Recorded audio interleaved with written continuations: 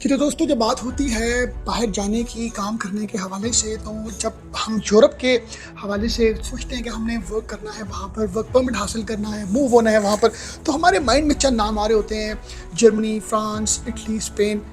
और वहाँ पर ऑलरेडी कॉम्पिटिशन इतना टफ होता है, इतने ज़्यादा एप्लीकेंट्स ने अप्लाई किया होता है कि जो वीज़ा रेशो होती है वो भी उतनी बेहतर नहीं होती, नंबर ऑफ़ एप्लीकेंट्स ज़्यादा होते हैं और जो जॉब्स होती हैं लिमिटेड होती हैं। तब जो लोग भी यूरोप में काम करना चाहते हैं तो उनके लिए वीडियो इस वजह से बड़ी इंटरेस्टिंग होगी।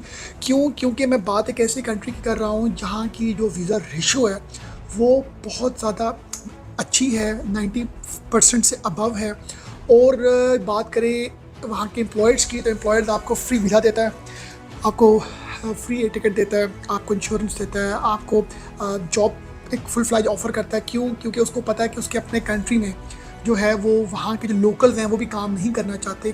क्यों? क्योंकि मैं बात कर रहा हूँ आइसलैंड कंट्री के हवाले से, ये शेंजन का पार्ट है। यहाँ पर बहुत ज़्यादा स्नो होने की वजह से जो यहाँ के अपने लोकल्स हैं वो भी कोशिश करते हैं कि अक्टूबर से लेके टूवर्ड्स अप्रैल तक जो है वो इस टाइम पीरियड में या इस टाइम ड्यूरेशन में वो जर्मनी, फ्रांस उस तरफ मूव करके काम करें। इतनी ज़्यादा बर्फ़बारी होने की वजह से गवर्नमेंट ऑफ आइसलैंड को ये बात पता है कि उनको वर्क फोर्स जो है, उनको जो वर्कर्स हैं वो कहाँ से मिलेंगे। वो मिलेंगे जो हमारा सब कॉन्टिनेंट है, इंडिया, पाकिस्तान, बांग्लादेश, जहाँ के जो लोग हैं वो हार्ड हैं, टफ हैं और जो ये लोग हर तरह मुश्किलों का सामना कर सकते हैं काम के हवाले से।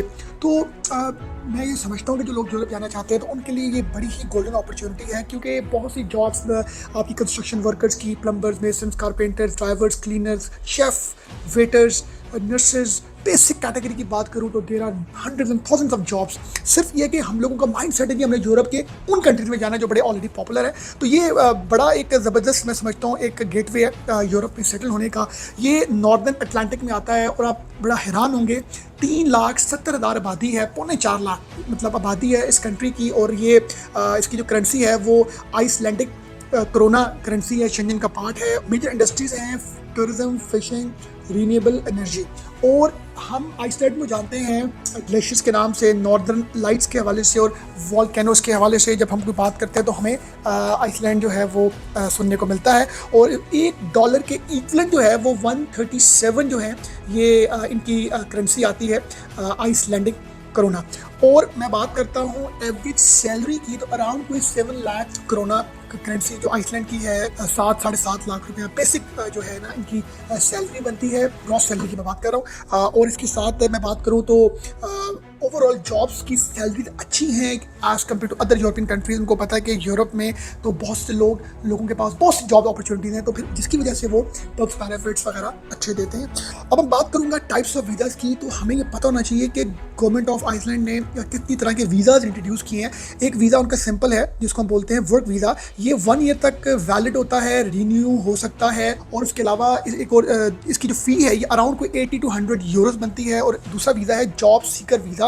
ये इशू किया जाता है for the period of 6 months और इसकी फ़ीस भी 80 to 100 यूरोस के बिटवीन में है। इसमें आप जॉब हंट करने के लिए वहाँ पर जाते हैं। और इसके बाद एक बिजनेस वीज़ा आता है जो मतलब नॉर्मली अप टू 90 डेज़ का है, जिसको हम विजिट वीज़ा भी कहते हैं, बिजनेस वीज़ा भी कहते हैं। इसकी फ़ीस अराउंड 35 to 50 यूरोस के बिटवीन में है। अब मैं बात करता हूँ जो लोग बाहर जाना चाहते हैं आइसलैंड में काम के हवाले से, उनको कौन कौन से डॉक्यूमेंट्स चाहिए। उनको CV चाहिए, कवर लेटर चाहिए, अपना पासपोर्ट कॉपी, अपनी जब उनको जॉब मिल जाती है तो फिर एक जॉब कॉन्ट्रैक्ट या एम्प्लॉयमेंट लेटर, उसके साथ passport, bank statement, medical insurance, accommodation proof, ये सब डॉक्यूमेंट्स आप अपने गैदर करके आप जो हैं वो जो इनकी एम्बेसी है, आप गूगल में जाके सर्च करेंगे आइसलैंड एम्बेसी, तो वहाँ से आपको लिंक मिलेगा जहाँ पर आपने अपनी एप्लीकेशन फॉर्म फिल करना है। वर्क परमिट का भी वहाँ पर जो है उन्होंने मेंशन किया हुआ है और किस वीज़ा कैटेगरी के लिए आप जा रहे हैं। हम वर्क परमिट की बात करें तो आप एप्लीकेशन फॉर्म फिल करेंगे, अपना साथ जॉब ऑफर लेटर और अपने एकेडमिक रिकॉर्ड्स, अपनी सारी जो आपकी इंश्योरेंस, पासपोर्ट पिक्चर्स, ये सब चीज़ें आप अटैच करके आप किसी भी आपकी जो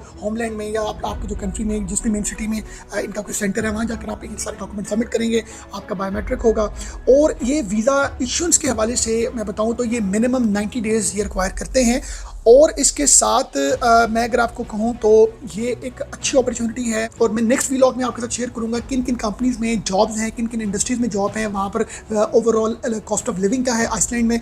तो मैं उम्मीद करता हूँ कि आपको ये सारी इन्फॉर्मेशन आपके लिए फ्रूटफुल साबित हो जी। Thank you very much for watching us.